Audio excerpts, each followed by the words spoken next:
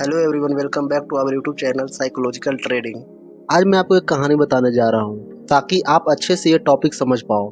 ये कहानी है एक राजा की जिसके महल पर बहुत भीड़ लगी हुई थी। हर कोई महल की तरफ जा रहा था।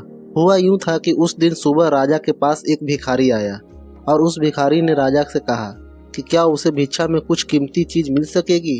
राजा ने भी कह दिया कोई कमी नहीं है, जो चाहो मांग लो। लेकिन भिखारी ने एक बड़ी अजीब शर्त रख दी। उसने कहा कि वह भिक्षा तभी लेता है जब यह आश्वासन मिल जाए कि उसका भिक्षा पात्र पूरा भर दिया जाएगा। भिक्षु ने यह भी कह दिया कि मैं अधूरा भिक्षा पात्र लेकर नहीं जाऊंगा, अगर यह वचन दोगे तभी भिक्षा लूंगा। राजा हंसा और उसने कहा तुमने मुझे क्या समझ रखा है, क्या मैं एक भिखारी का भिक्षा पात्र भी नहीं भर सकूंगा। और राजा ने शर्त मान ली।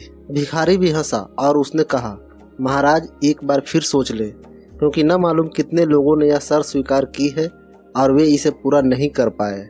राजा ने मुस्कुराते हुए अपने वजीरों को कहा कि जाओ, अनाज के दानों से नहीं बल्कि हीरे मोतियों से इसके भिक्षा पात्र को भर दो।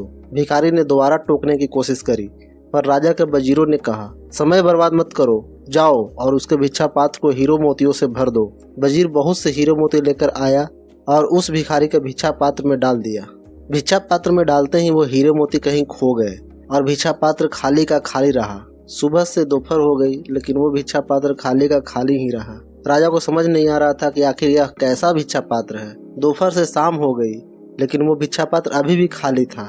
आखिर में राजा भिखारी के पैरों पे गिर पड़ा और माफी मांगने लगा। राजा ने कहा मैं माफी मांगता हूँ, बस आप इतना बता दें कि यह भिक्षा पात्र क्या है, क्या इसमें किसी तरह का जादू है या कोई और रहस्य। उस भिखारी ने बताया यह ना तो कोई जादू है और ना कोई रहस्य। एक बार मैं शमशान घाट से गुजर रहा था तो मुझे वहाँ एक आदमी की खोपड़ी मिली और उससे मैंने यह भिक्षा पात्र बना लिया और मैं खुद हैरान हूँ, इंसानी मन से बनी ये खोपड़ी कभी भरती ही नहीं। तो दोस्तों, यहाँ कहने का मतलब हमारा माइंडसेट से है। जो लोग अपनी माइंड को कंट्रोल कर पाते हैं वही लोग दुनिया में आगे बढ़ पाते हैं, और जो लोग अपनी माइंड पर कंट्रोल नहीं कर पाते वो लोग कभी जीवन में कुछ नहीं कर पाते हैं। किसी भी चीज को पाने के लिए सबसे पहले अपने माइंड में उस चीज को पाना पड़ता है, तभी हकीकत में वो चीज आपके सामने आएगी।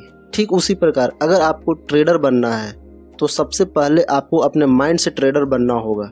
एक ट्रेडर की क्या माइंडसेट होती है, वो कैसे सोचता है, कैसे रिएक्ट करता है, वो सब अपनाना होगा, तभी आप ट्रेडर बन पाओगे। सारा खेल अपनी सोच का है। तो सवाल ये है कि एक ट्रेडर की सोच क्या होती है और एक बिगनर ट्रेडर की सोच क्या होती है। तो एक बिगनर ट्रेडर की सोच यही होती है कि किस तरह से आज पैसा बनाया जाए, चाहे जैसे भी हो। वो हमेशा सिर्फ प्रॉफिट में आना चाहता है। वो सोचते हैं कि मार्केट खुला और मुझे पैसे बनने चाहिए।